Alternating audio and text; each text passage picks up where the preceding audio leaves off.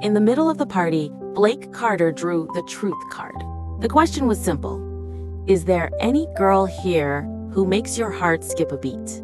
Everyone's eyes shifted toward me. Of course they did. Everyone knew I'd been chasing Blake for 3 years, just one step away from being official. But Blake merely frowned, cold and annoyed. New question, or I'll drink. And he drank. 1 glass, 2, 3. Yet he never once said he liked me. In that moment, everything between us suddenly felt pathetic. So when it was my turn, I chose a dare. Kiss someone of the opposite sex for at least 1 minute. Blake clicked his tongue in irritation, leaned toward me slightly. Just kiss my hand, don't overdo it. I didn't bother responding. My eyes drifted around the room and stopped at a freshman boy sitting quietly in the corner. I stood up, walked over with a smile. Hey kid, do you know how to kiss? The room went silent. I ignored the stares, my attention solely on the boy with the baseball cap. Do you mind kissing me? I asked again, calm and patient. Harper. Blake's voice snapped. His expression darkened. You realize this could be considered harassment, right? Stop messing around. I still didn't look at him. I only waited for the freshman's answer. Blake tried again, gentler, like lecturing a disobedient child. If you're mad at me, fine, but don't drag other people in. His friends chimed in too. Yeah, Harper, don't make Blake angry. He even offered his hand, come on.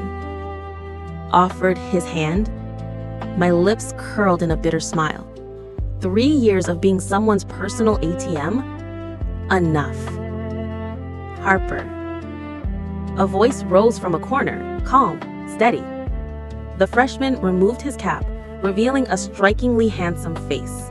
He met my eyes, blinking once. I know how to kiss, and I don't mind kissing you. The room exploded. Is that Cole Anderson? That crazy popular freshman from confession boards. Cole didn't acknowledge anyone. He looked only at me, warm and confident. Should I kiss you now, Harper? Before I could speak, Blake barked from behind me. Stop causing trouble. Come here. I didn't even look at him. Instead, I turned to Cole. You're healthy, right? Cole laughed softly, pulled out his phone. Want me to show you my medical check-in results? I raised an eyebrow. Good enough. I set the hourglass timer on the table. As soon as the sand dropped, I leaned in and kissed him. He tasted faintly of citrus, clean and refreshing among the heavy smell of alcohol. Cole froze for a second, then relaxed completely, sinking back into the sofa and letting me do whatever I wanted. Until someone yanked me away. Harper, are you insane? You trying to piss me off? He'd hit the table so hard that the hourglass shattered across the floor. I paused, looked at the panicked crowd. Did anyone keep time? Was it a full minute? Silence. Then Cole stretched lazily on the couch, a hint of mischief at his eyes. No, he said. You still owe me 30 seconds. The party ended with Blake slamming the door and storming out. Madison quickly stood, giving me a gentle, wounded look. I'll go check on Blake, but Harper, what you did tonight was really too much. I snorted. You check on him? Who exactly do you think you are? She froze. People immediately rushed to defend her. Harper, that's too harsh.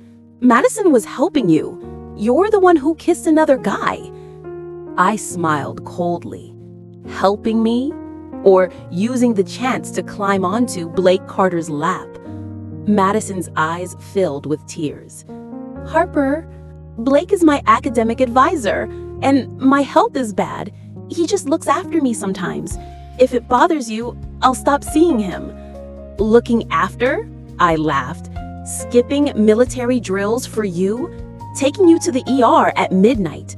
Gaming on a shared account with you every night?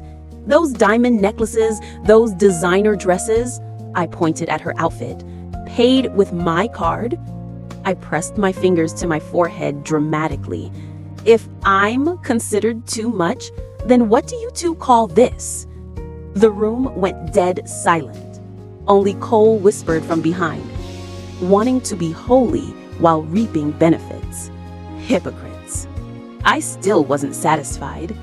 Cole stepped behind me, tall and imposing. "Just call it what it is," he murmured.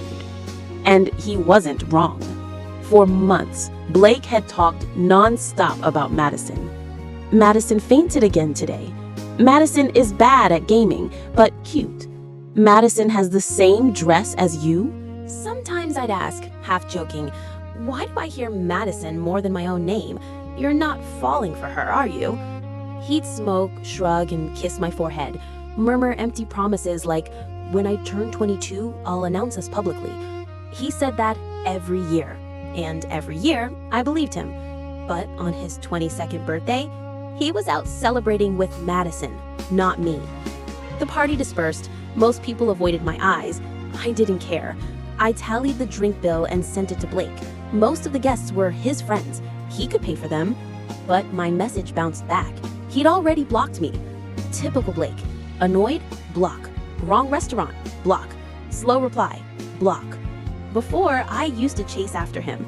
Now it just felt ridiculous. Fine. Consider that drink money fed to the dogs. I blocked his number too. Only one person remained in the room. "Why are you still here?" I asked. Cole lounged in the corner, grinning. "You still owe me 30 seconds, remember?" "The game's over," I said flatly, meaning don't push your luck. He lifted his hands in surrender. "Kidding. I was gonna drive you home. You drank." I didn't refuse. At the dorm parking lot, I thanked him and tried to open the door, but it didn't budge. I turned, confused. Cole leaned closer in the dim light, half his face shadowed, half glowing. "Instead of 30 seconds, can I have your number?" I arched a brow. "And if I say no?" His lips curved, moving a little closer. "Then I'll just take my 30 seconds." This kid was dangerous and annoyingly charming. I sighed, pulled out my phone, and scanned his code. Cole's eyes lit up instantly. "You really don't like kissing me." My phone chimed. "Friend request accepted." I smirked, tapped his cheek lightly. "No, you suck at it, kid." Most people would flush with embarrassment. Cole only tilted his head and brushed his cheek against my palm, a mischievous grin spreading across his face.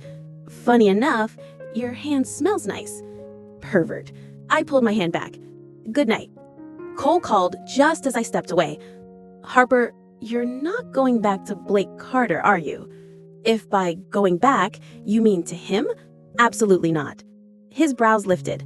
"So there is someone else you might like." I didn't answer, just walked away. Later that night, I accepted Cole's friend request. He messaged only 4 words. "Sweet dreams, Harper." Cute. Unexpected. The next morning, I rented a truck and went to the apartment I'd rented for Blake, the place I'd cleaned, decorated, stocked for him for years. But today, I came to take back everything I bought. When the elevator opened on the 7th floor, I pulled out the spare key. But before I touched the lock, the door swung open. Madison, in Blake's bathrobe, fresh out of bed.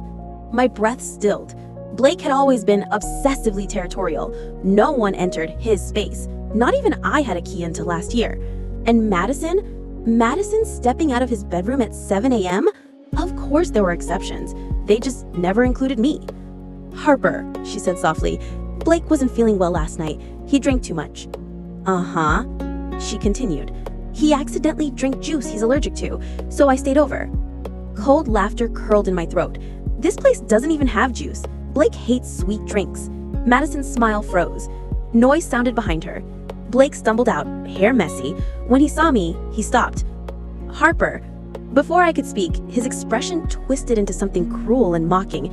"Why aren't you busy making out with your little freshman boy toy? What's wrong? He only looks good but can't perform? Gotta try a few more kids to find one that works for you? Then again, your taste is pretty ambitious, isn't it, Harper?" In front of me was the fake little white flower, Madison, and behind me was a whole crew of movers carrying boxes. And Blake Carter was standing right here, publicly humiliating me in my own hallway. When did he become this kind of person? Madison's brows pinched together in a show of gentle concern. She turned toward me, reaching for my hand. "Harper, Blake's just angry. He didn't mean it." Useless and childish. I pulled my hand away and gave her a thin, mocking smile. Yelling, picking fights just to blow off steam, but never actually doing anything useful. If that's not childish, what is? Blake stiffened. Who the hell are you calling childish? I ignored him and turned to the movers instead. Everything goes, except the sofa and the coffee table. The rest, pack it all up and take it out for me. Thanks. Blake's anger didn't even have time to explode before the movers surged into the apartment. With his bedhead and rumpled t-shirt, he got shoved to the side, looking both panicked and furious. Harper, what are you doing? Only then did I look at him, completely composed. This apartment, I rented. The furniture, I bought it. What I do with my things has nothing to do with you. Boxes thumped open and shut, stuff getting tossed in fast and rough. No one was being careful. Then one of the guys flung a tall robot model into a box, and there was a sharp crack as something broke. Blake's shout followed right after. Harper, how long are you going to keep this up?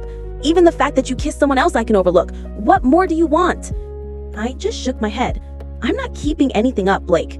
I thought for a moment, then decided to say it out loud. I just want to tell you one thing. I'm not chasing you anymore. He froze.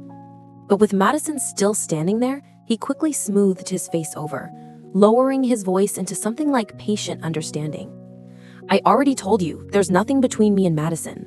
Last night you made a scene and pissed me off, so I drank too much. She just helped me get home. It was late. What, you expect me to let a girl walk back by herself? He sighed like I was being unreasonable. You're not the type to be this petty, Harper. Don't get mad at me over something so small. I asked quietly. Spending the night with another girl is small to you? He frowned. What do you want me to say? We didn't do anything. We slept separately. Do you have to think we're that filthy? He stepped closer, reaching for my wrist. I know you were embarrassed last night at the party. But you already got your revenge, didn't you? You kissed another guy right in front of me. I let it go. You can't be that selfish, Harper. That's called double standards. Double standards? I stared at him. And who exactly is the one playing double standards here? Blake was really something, twisting everything around until it sounded like my fault. What I did last night, I said evenly, has nothing to do with you. If it means anything, it only means I want to end this half-assed situation and start a new season for myself. How can it have nothing to do with me, he snapped, when you already said you were done with me? He tried to rein in his temper. You're always like this, Harper, acting on impulse like some spoiled princess. I know you were upset last night, but what about me? If we both got hurt, then now we're even. What else do you want? Another crack sounded behind us. Something else had shattered. Blake's face tightened. Tell them to stop. This place took forever to get set up. Why do you have to blow everything up like this? I followed the noise with my eyes. A small plaster figure lay in pieces on the floor. It was the statue we'd painted together. It had been New Year's Eve. I dragged him downtown to watch the countdown, but the streets were too crowded, so he pointed at a stall, suggesting we sit and paint something instead. I'd gone along with it, happy just to do something together. We picked a little animal, each painting one half. His fingers were red from the cold, but he still carefully colored every inch. For a moment, I really thought I had him. A moment. That was it. Seeing I was quiet, Blake glanced over his shoulder. His face darkened when he saw the shards. See, he snapped, raking a hand through his hair. I told you not to go overboard. Happy now? His impatience jolted me back. It's fine, I told the movers calmly. It's just stuff. Keep going. Harper, he groaned, clutching his head. What do you want from me? Then his gaze landed on Madison, still hovering to the side with her hurt expression. You're mad because of Madison, right? Fine, I won't see her anymore. Happy? Now can we stop? He flicked his hand at her like dismissing a pet. You can go. I'll take Harper to lunch. Don't be late to class. Madison's face stiffened. I looked at her and wondered if she realized how much she resembled a used shopping bag, filled when needed, tossed aside when not. Blake noticed me watching her and thought he hit the mark. He slung an arm toward my shoulders like nothing had happened, jerking his chin in Madison's direction. From now on, don't come running to me every time you feel faint, okay? My girl doesn't like it. Impressive. One sentence and he managed to disgust me with both of them. I brushed his hand away. Don't call me that. We're done. He gave a helpless little laugh. Fine, we're not together. So what do you want for lunch? Stay in or go out? There's a new home-style place that just opened. I was so sick of his acting like nothing ever happened, like we were still fine. I was about to snap something back when Madison suddenly stumbled forward. collapsing right at the doorway with a dramatic thud, hands clutching her chest. "Madison!" He jerked down beside her. "What's wrong?" She kept her gaze down, voice trembling. "I'm fine, it's just my old condition. Didn't you say you were going to lunch with Harper? Don't worry about me, I don't want to make her misunderstand again." He hesitated, frozen for a second. Half her weight was leaning into his chest, but he wouldn't look up at me.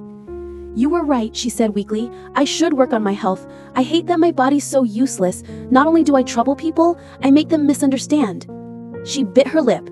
"But Harper, there really is nothing between us. Please don't judge without proof." She pushed herself up, still leaning on the doorframe, walking towards the elevator with shaky steps. "Blake, you already explained things. Just focus on winning her back, okay? It would be a shame if all my explaining went to waste." Then she wobbled away down the hall. I watched her and just felt tired. "Take her to the hospital. If something happens here, the building's value might drop." He didn't move. He just stared at me for a second, then chuckled bitterly.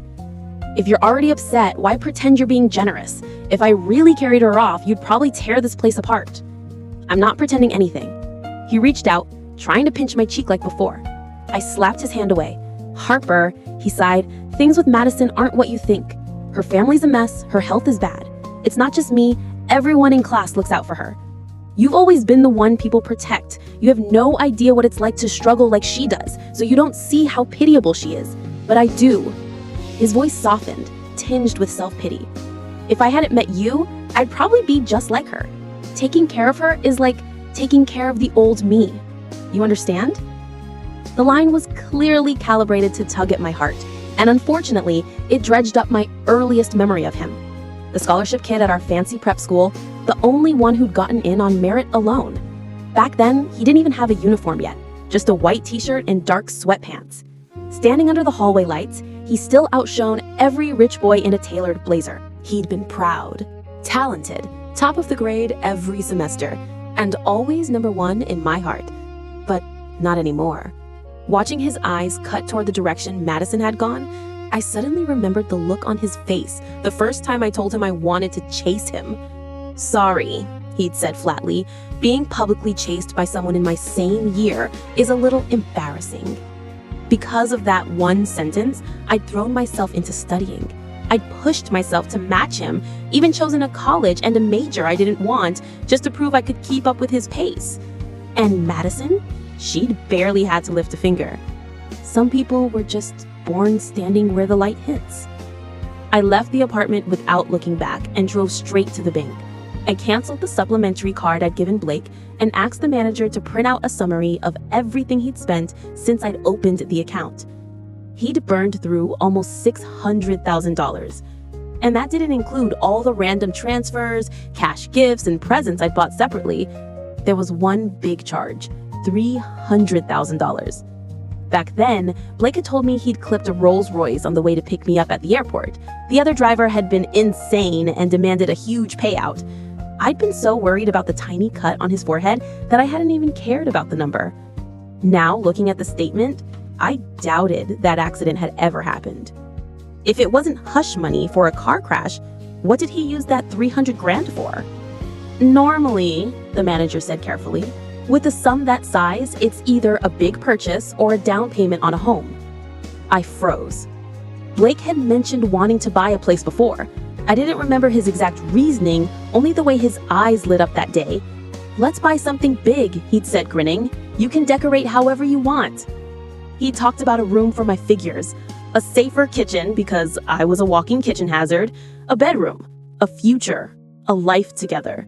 He painted that picture in vivid colors and used my money to start it. For a second, I didn't know whether to laugh or scream. "Do you want a full printed breakdown?" the manager asked gently. "Just email it to me for now," I said. Back at campus, it was already afternoon. We had an institute-wide lecture at 3. The moment I walked into the lecture hall, every eye snapped to me. The seat Blake and I used to share in the third row was empty. He was probably still scrambling over the apartment mess. I sat alone. The bell rang. The professor wasn't there yet, but someone else walked in. Cole. Everyone sucked in a breath. He wasn't even from our department. He had no reason to be here. But he smiled, walked straight down the aisle, and stopped at my desk. Why are you here? I asked, genuinely surprised. He leaned down slightly, lashes lowered, voice soft. As someone who's trying to pursue you, shouldn't I get in line properly? Cole Anderson really didn't play around. He sat down beside me and set up bubble tea on my desk. You didn't have to come just to waste time, I muttered, flipping my book open. Study some vocabulary instead. You still need to pass level 4 on your first try. He laughed. Thanks for caring about my academics. I rolled my eyes. I meant go play somewhere else. Don't come bother me. He immediately put on a wounded look. So you kissed me and you're not taking responsibility? I snapped my book shut and turned to look at him. What, you think one kiss means you get to stick to me now? I told you, it was just a game. Don't take it seriously. The smile in his eyes faded a little. He pressed his lips together, looking oddly shy and stubborn. No, Harper, I'm not saying that because I feel entitled. I just really want to chase you. Maybe the way it started was wrong. I'm sorry. I pinched the bridge of my nose, exhaled. No need to apologize. I was impulsive last night too. At worst, you're the one who got dragged into it. You don't need to say sorry. I'm definitely not a victim here, he replied. I like you. By every metric, I'm the one who got lucky. How could I possibly call that being a victim? I didn't know whether to laugh or be exasperated. You like me, huh? Like what? Before last night, we didn't even know each other. What exactly do you like about me? Before he could answer, a classmate in front turned around hesitantly. Harper, have you checked your feed? I blinked. No. Why? He held out his phone, looking both guilty and eager. Madison posted something. I opened my phone. 10 minutes ago, Madison had posted a status. With a certain upperclassman taking care of me, I'll get better, run faster, jump higher. 2. Attached was a photo and a location pin. In the picture, she was leaning against a bed frame, tilting her head, flashing a peace sign. Blake sat beside her, checking a thermometer. The room wasn't a hospital room. It looked residential. What caught my eye wasn't them, though. It was the corner of the room behind them. A purple, blue, bear brick statue, weirdly shaped and very familiar. Blake loved those designer toys. To humor him, I'd bought quite a few. That specific one in the photo, I'd hunted it down online last year. It was tiny and cost over $8,000. I'd never once seen it appear in Blake's apartment. My heart thudded dully. I opened the shopping app and pulled up my purchase history, found the exact order, and messaged the seller. How many of this colorway did you produce? It wasn't until after class I got a reply. Each one is hand-poured and painted. Because of the way the paint runs, every piece is one of a kind. No duplicates. One of a kind. So that one-of-a-kind statue was now sitting in someone else's bedroom. I opened Madison's location tag.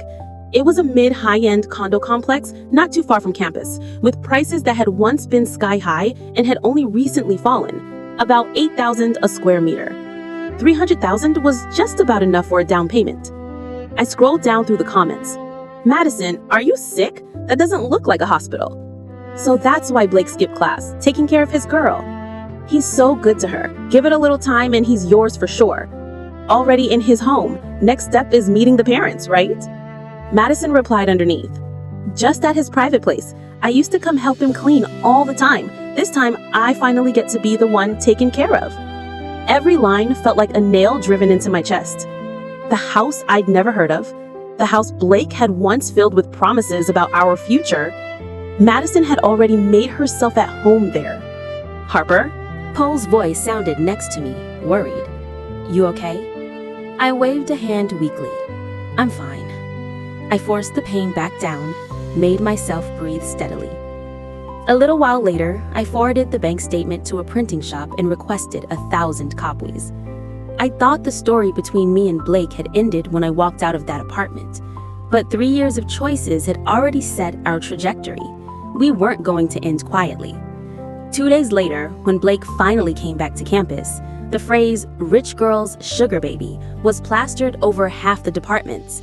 In every building, at least a few dozen copies of that bank statement had been posted, with his photo replaced by 3 huge words: kept, broke, leech.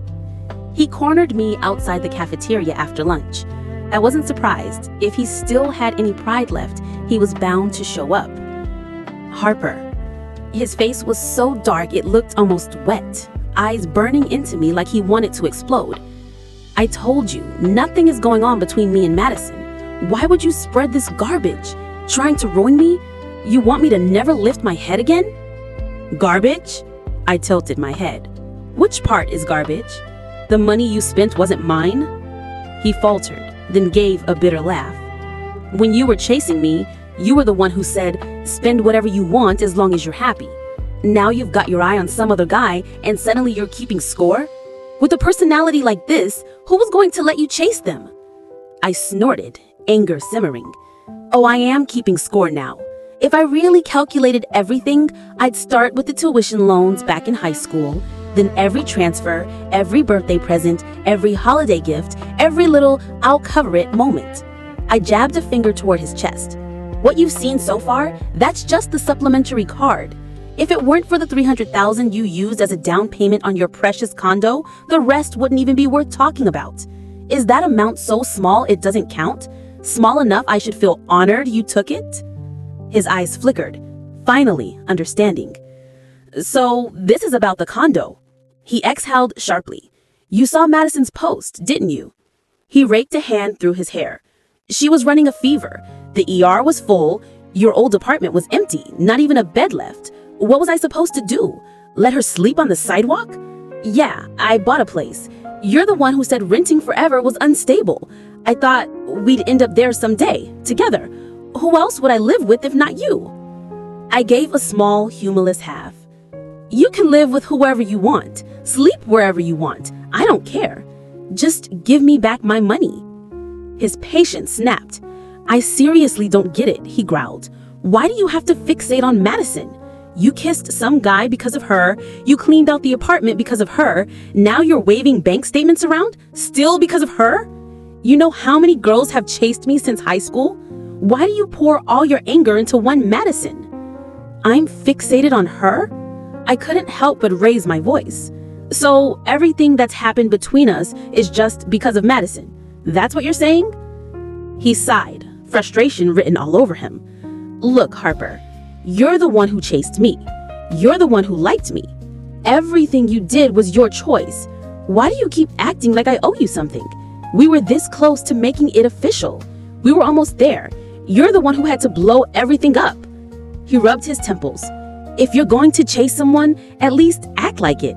That's the least you can do. 3 years. 3 years of making being his pursuer my default setting. And he still thought it wasn't enough. He'd never be satisfied. The second something didn't go his way, he'd turn on me completely. I was done. I turned away, pulled out my phone, and called my lawyer. Let's move forward with the debt claim, I said. Behind me, Blake's voice rang out, cold and annoyed. You know, there are plenty of people who like me, plenty who chase me. It's not like I need you. If you keep this up, I'll just look somewhere else. Somewhere else? With his name trashed across campus, who exactly did he think he could look at? Still, being talked down to like that lit something in my chest. After hanging up with the lawyer, I headed straight to a bar, booked a private room, and ordered bottle after bottle. My phone vibrated while I was lazily feeding grapes to a half-drunk pretty boy kneeling in front of me. Caller ID, Cole. The model glanced up at me, sensing the change in my expression. I croaked a finger, and he obediently took the call, holding the phone to my ear. Harper? Cole's voice was light, but there was worry underneath. Where are you? I didn't answer his question. Did you finish your vocab list? Focus on your exams, don't. He cut in. I already took the IELTS, scored an 8.5. Is that good enough, Harper? I choked on my own words. The model boy thought the call was over and leaned in. Baby. My reaction was a second too slow. The soft, lazy baby slid right into Cole's ear. There was a pause. Then his tone dropped, deeper, steady. Harper, where are you? I didn't want to answer. He seemed to realize I was trying to keep him out. He let out a short, helpless laugh. Look, I'm not going to do anything crazy. I know I don't have any right to demand anything from you. But it's late. You're out there alone. I can't relax. Let me come get you, okay? I hesitated. It was Friday night. The designated driver services were booked solid. It would take over an hour for one to arrive. Cole would be faster. Same bar as last time, same room. Less than 20 minutes later, there was a knock on the door. "Come in," I called. When I looked up, my eyes brightened despite myself. Cole stepped in wearing cargo pants and short boots. His long legs made the whole outfit look like a photo shoot. "Let's go," I said, grabbing my bag. I took a last look at the empty bottles, then followed him out.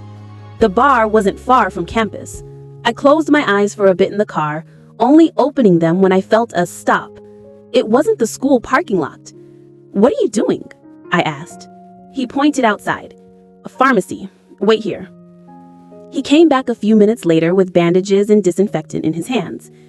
"When you got out of the car earlier, your walk seemed off," he said. Opened the passenger door and knelt down on one knee. "Let me see." He gently lifted my foot, slipping off my heel and sock. Sure enough, my heel was rubbed raw. "I walked a lot today," I said vaguely, "all the way to the print shop for some bank statements." He set my foot on his thigh and dabbed disinfectant onto the wound with slow, careful movements. "If you need errands run, you can just send me. I'm happy to work for you, you know." For a second, my chest loosened with warmth. Then he drew out that last "you" in a teasing tone, "You know, Harper," and I couldn't help but laughing.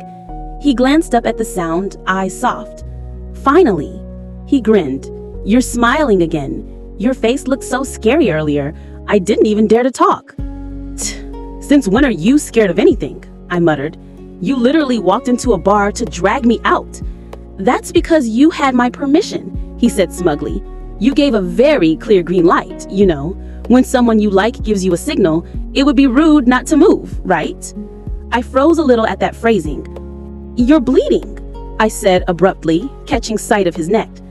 On his right collarbone, a thin red line stretched across his skin, like something sharp had scraped it. It didn't look like a love mark, more like a scratch from metal. "What happened?" Cole's voice sounded next to me, worried. "You okay?" I waved a hand weakly. "I'm fine." I forced the pain back down, made myself breathe steadily. A little while later, I forwarded the bank statement to a print shop and requested 1,000 copies. I thought the story between me and Blake had ended when I walked out of that apartment, but 3 years of choices had already set our trajectory. We weren't going to end quietly. 2 days later, when Blake finally came back to campus, the phrase "rich girl sugar baby" was plastered over half the departments. In every building, at least a few dozen copies of that bank statement had been posted, with his photo replaced by 3 huge words: kept, broke, leech. He cornered me outside the cafeteria after lunch. I wasn't surprised. If he still had any pride left, he was bound to show up. "Harper." His face was so dark it looked almost wet, eyes burning into me like he wanted to explode. "I told you, nothing is going on between me and Madison. Why would you spread this garbage? Trying to ruin me? You want me to never lift my head again?" "Garbage?" I tilted my head. "Which part is garbage? The money you spent wasn't mine?" He faltered, then gave a bitter laugh. "When you were chasing me, it was you who said, 'Spend whatever you want as long as you're happy.' Now you've got your eye on some other guy and suddenly you're keeping score? With a personality like this, who's going to let you chase them?" I snorted, anger simmering. "Oh, I am keeping score now. If I really calculated everything, I'd start with the tuition loans back in high school, then every transfer, every birthday present, every holiday gift, every little 'I'll cover it' moment." I jabbed a finger toward his chest. "What you've seen so far, that's just the supplementary card. If it weren't for the $300,000 you used as a down payment on your precious condo, the rest wouldn't even be worth talking about. Is that amount so small it doesn't count? Small enough I should feel honored you took it?" His eyes flickered, finally understanding. "So this is about the condo," he exhaled sharply. "You saw Madison's post, didn't you?" He raked a hand through his hair. "She was running a fever. The ER was full, your old apartment was empty, not even a bed left. What was I supposed to do? Let her sleep on the sidewalk?" "Yeah, I bought a place. You're the one who said renting forever was unstable. I thought we'd end up there someday, together. Who else would I live with if not you?" I gave a small, humorless laugh. "You can live with whoever you want. Sleep wherever you want. I don't care. Just give me back my money." His patience snapped. "I seriously don't get it. You have to fixate on Madison? You kissed some guy because of her. You cleaned out the apartment because of her. Now you're waving bank statements around still because of her. You know how many girls have chased me since high school? Why do you pour all your anger into one Madison? I'm fixated on her?" I couldn't help but raise my voice. "So everything that's happened between us is just because of Madison? That's what you're saying?" He sighed, frustration written all over him. "Look, Harper, you're the one who chased me. You're the one who liked me.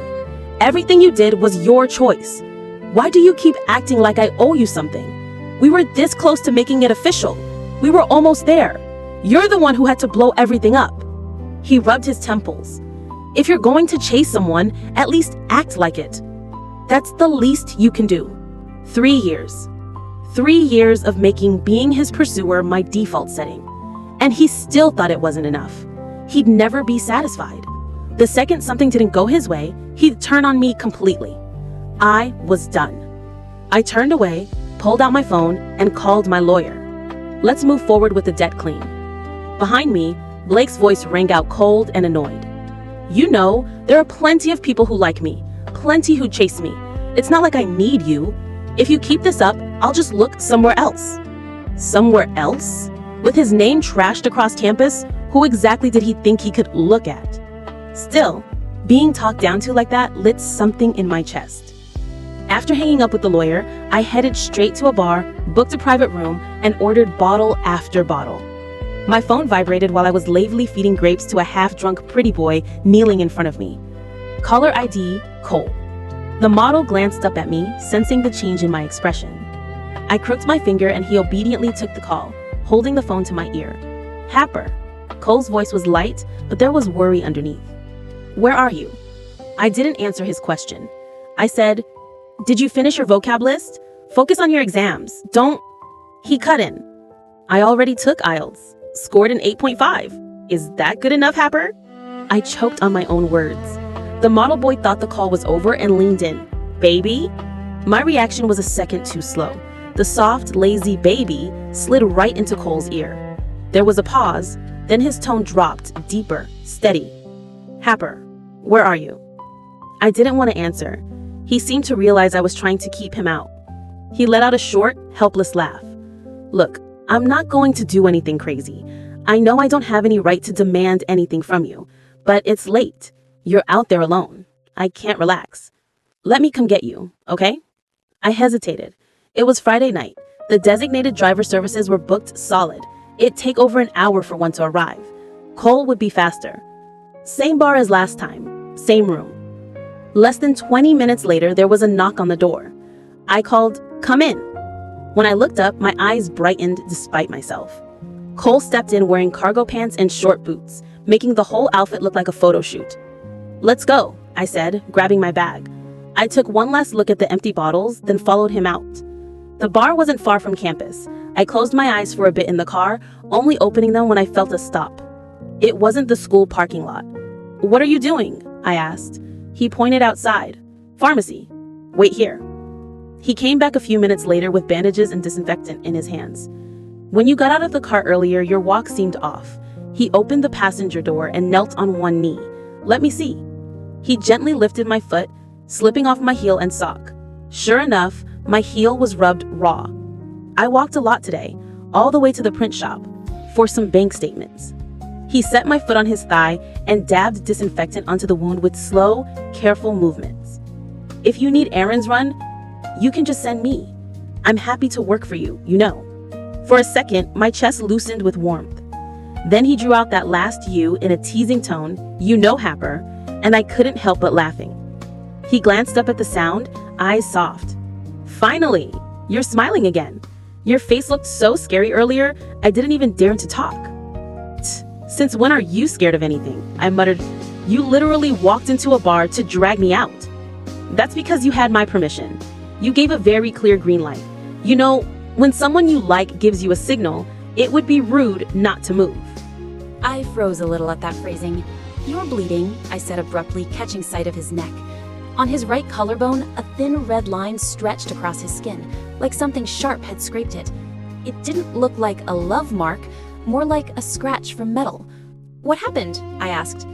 "Got clipped by an e-scooter that ran a red light," he said lightly. "Had to slam my brakes." With how solid he was, for it to break skin like that, it must have been a hard hit. "Do you need to get it checked out?" I frowned. "There's nothing to check," he chuckled. "If you hadn't seen it, I wouldn't even mention it." "Why not?" I demanded. "You could have at least—" "If I don't say anything," he said softly, looking up at me, "then I don't get your concern, do I?" Using an excuse to get what you want isn't always bad. It's exactly what Blake always did. Cole shrugged. "It's nothing serious. I just don't want the person I like to worry about me." So that's how it could be too. I went quiet for a moment, then reached up and ruffled his hair. Idiot. Right then, I heard a soft click in front of us. Someone had just snapped a photo of me and Cole. Cole clearly heard it too. His gaze flicked over, and in an instant his eyes went sharp, like a lion that just spotted someone trespassing on his territory. "It's fine," I said, smoothing his hair back where the wind had messed it up. "Let them take pictures." I tilted my head watching him. "Or do you not want to be in the same photo as me?" He froze for half a second, then broke into this big golden retriever grin. "Are you kidding? I'd be happy to have more." I snorted and patted his head again. "Come on, let's go home." That same night, that photo of me and Cole hit the school's confession page. I didn't know a thing about it. I went back to the dorm and crashed so hard the world could have ended. When I finally woke up the next day, it was noon and my WeChat had exploded. Everyone was asking if I'd really entered a new spring, gushing about how hot the freshman boy was and how he made Blake look like background noise. I just washed my face and was about to head to the cafeteria when my phone rang. "Cool. Harper, I'm downstairs. I brought you Japanese skewers and pan-fried dumplings, your favorite." With food personally delivered, it would have been a crime to say no. I went down and saw him standing in front of my dorm building. He was in a gray tracksuit, not the carefully styled look from before, but somehow it made him look even bigger. Big, everywhere, actually. "Didn't you have class?" I asked, eyeing his outfit. "You can't go to lectures dressed like that." Cole blinked, a little confused, then nodded quickly. "Okay, what do you want me to wear?" I waved him off. "Whatever, just not this. Especially not those gray sweatpants." He nodded obediently and handed me the food. I pulled out my phone. "How much was it? I'll transfer." "If you say that again, I'm going to get mad," he said, dragging out the words, puppy eyes dropping. I laughed. Fine, I'll stop. At least take half the dumplings back then. Don't waste them." "Okay." He pulled out chopsticks and started dividing the food, head down and focused. While he was busy, I opened my socials and saw that Madison had posted again. She'd been posting non-stop lately, and Blake was in every single one, like they were in the honeymoon phase, showing off in public every day. This time, she'd added a photo of the two of them painting plaster figures together. Blake said he painted one before and it turned out terrible, so he has to redeem himself this time. Still turned out ugly though. But if we keep practicing every year, we'll get better, right? He promised to paint one with me every year. Plaster statues. I stared at the picture for a long moment. Every year. A long-term promise, one I'd never once heard from Blake's mouth. Under the post, there were the usual teasing comments, but also a few that were still clinging to sanity. Wait, wasn't Harper chasing Blake? So she gave up? Is this the junior challenging her, or what? Feels off. Madison replied sweetly. "Harper chasing Blake? I don't know about that. I only saw her with that freshman boy on the confession page last night." Little White Lotus, finally dropping the act. I smiled, but there was no warmth in it. I forwarded the lawsuit draft my lawyer had prepared directly to Madison and then blocked and deleted her. If she loved Blake so much, that was fine. They could pay me back together. The next few days were the calmest I'd had in years. The only person who came looking for me was Cole. I slowly realized that he wasn't just good looking, he was useful. He cooked well, cleaned like a pro, and even noticed that one of my dresses had a ripped seam. The next day, it was hanging back in my wardrobe, stitched neater than before, with 2 tiny embroidered flowers near the hem. "Impressive, freshman," I said. Cole caught his breath and looked at me. "So, with a freshman this capable, do you like me a little bit?" I didn't answer. He pressed his lips together for a second, then lifted his head and smiled again, bright as ever. "It's okay, Harper." Later that week, I brought up the international exchange program. Our college has a study abroad slot this term. I like the school they're sending people to, and your IELTS score is enough now. I looked at him. "So, freshman, "Want to come with me?" There was zero chance he'd say no. He was so happy he looked kind of stupid. I was amused and a little fond. We went and filled out the paperwork together. For a while, we were busy contacting the partner's school, preparing documents, scheduling interviews. My friends told me Madison was still posting constant couple content, and Blake was letting her do whatever she wanted. Honestly, I don't think he doesn't like you. He's probably using Madison to rile you up until you get jealous and cave. I just smiled faintly. That kind of behavior only grinds love down. Only idiots would play like that. I'd rather step into something healthy and mutual. Our departure date fell on Mid-Autumn Festival. At the airport gate, Cole pulled a box out of his backpack, beaming. "I made these myself. Taro and salted egg yolk. Your favorite." I stared at the misshapen thing for 2 seconds. "How did you manage to make a mooncake explode from the inside out?" He froze, looked down, and made a dying noise. "My mooncake got crushed." I laughed so hard I had to wipe tears from my eyes. Right then, my phone rang. Blake. We hadn't spoken in so long I'd forgotten I still had his number. "Where are you?" he demanded the moment I picked up. "My mom made mooncakes for you. I'm downstairs at your dorm. If you're not down in 3 minutes, I'm throwing them in the trash." His mom had always been grateful that I took care of him. She sent me things every holiday. I didn't want to disrespect her, but I also didn't want to deal with Blake. "Then throw them away." He went quiet for a beat. "Of course," he said flatly. "New guy shows up and suddenly you don't need anything anymore. You say you're upset because of Madison, but honestly, I think you're secretly thrilled she clings to him. Gives you more freedom to fool around with that freshman, right?" At that point, arguing was like shouting at a brick wall. I just replied, calm. "Didn't you say you'd look somewhere else anyway? Fine, I'm giving you space. Good luck. Oh, and don't forget to pay me back. Same bank account. Don't even think about dodging it. You know I have ways." He gritted his teeth. "You're going to regret this, Harper." I didn't bother listening to the rest and hung up. On the other end, I vaguely heard a girl's voice. "Blake, what are you doing at the girls' dorm just to throw trash?" His muffled reply. Then her tinkling laugh. "Didn't we say we'd go look at diamond rings today? Let's go now." I put my phone away. New country, new campus, new life. And pretty obviously a new guy. London was rainy. One day, Cole ran through the rain to buy me mooncakes with my favorite filling. The next morning, he had a fever high enough to fry an egg on his forehead. Skin burning hot, still mumbling, "Is it good? If it's good, I'll learn how to make it." Something in me softened, and I hooked my pinky toward him. I whispered, "It's not as good as your, special creations. So hurry up and get better. I'm still waiting for you to cook for me." In his fever haze, he mumbled, "Cook. I'll cook for Chichu. Everything for Chichu. No one's gonna bully Chichu anymore." I froze. The old wound I'd buried deep in my chest felt like someone had pressed a warm palm over it, smoothing it flat. I climbed into his arms and slept the best sleep I'd had in years. The next morning, when I opened my eyes, I found myself staring straight into Cole's dark ones. He looked at me, voice hoarse. "So, can I stick to you for real this time?"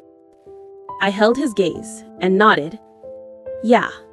Life after that was sweet enough to rot teeth. If it hadn't been for one call from home, I might have forgotten I'd ever had such a miserable past. "Harper," my friend said, sounding exhausted, "Blake found out you went abroad. He's like a rabid mule right now. Wants to fly over and find you, but he's drowning in debt and can't get his visa processed. So instead, he's parked himself outside the girls' dorm every day like a cursed statue.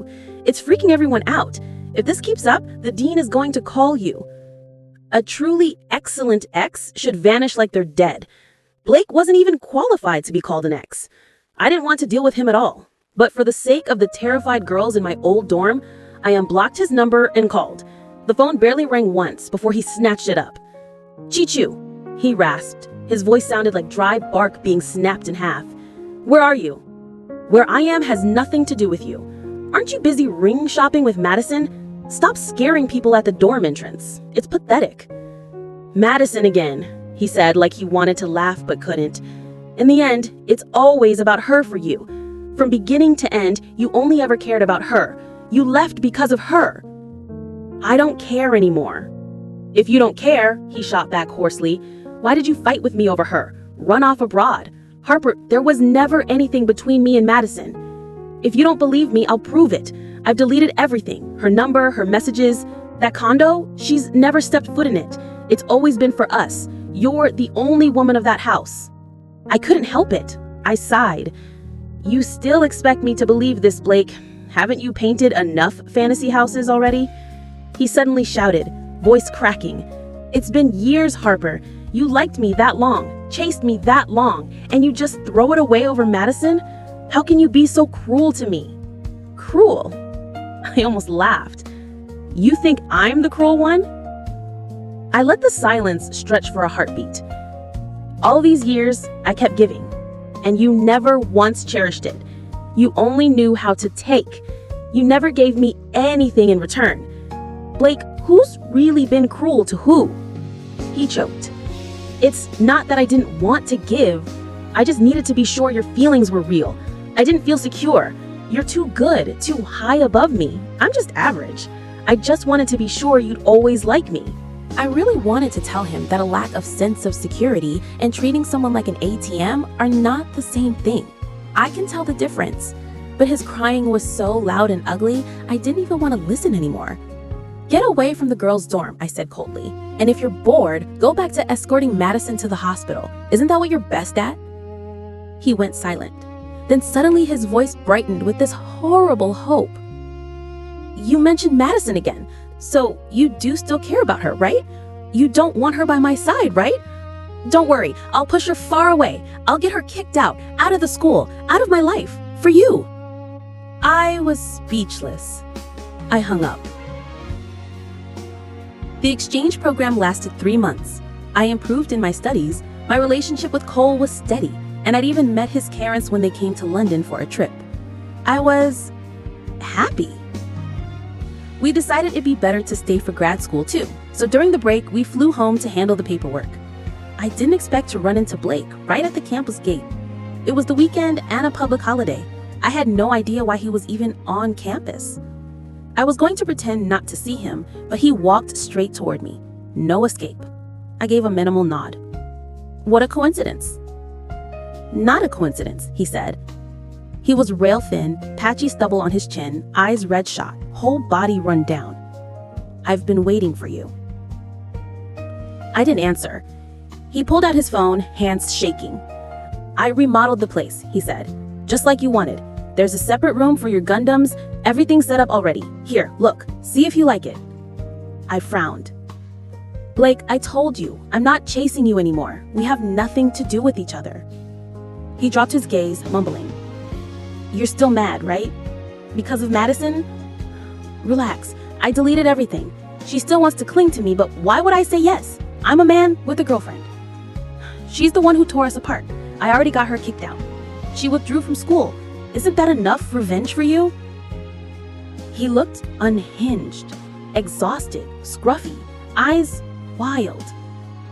I felt nothing, only disgust. Blake, I said, you still think we ended up like this because of one Madison? You and I both know if it wasn't for her, it would have been somebody else. Because you never really loved me.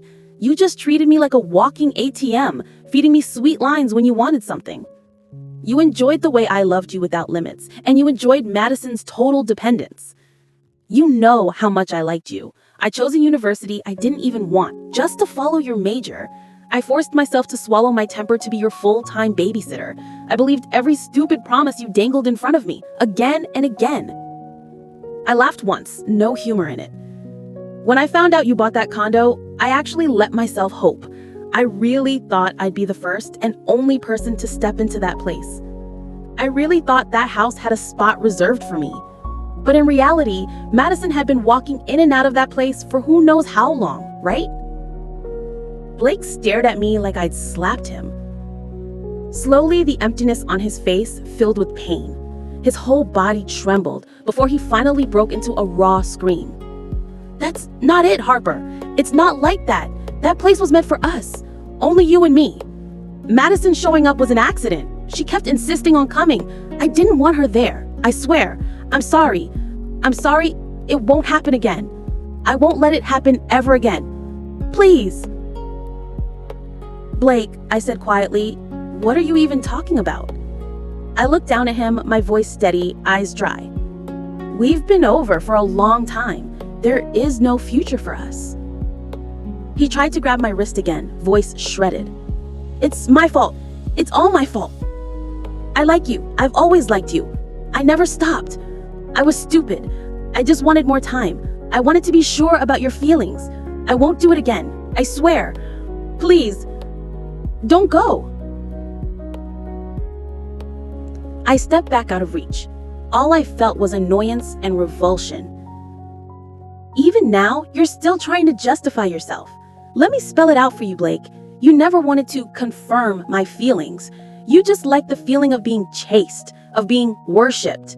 One admirer wasn't enough. You wanted a whole crowd, all loving you, all pouring themselves out while you sat there and soaked it in. You didn't have to give anything.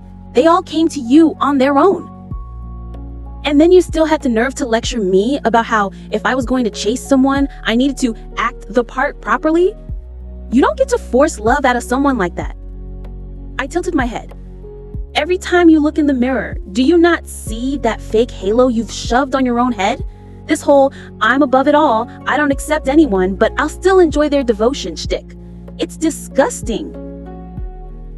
I turned and walked away. Blake lunged for me. But before he could touch me, someone kicked him clean off his feet. He flew back a good 2 meters, crashing onto the ground.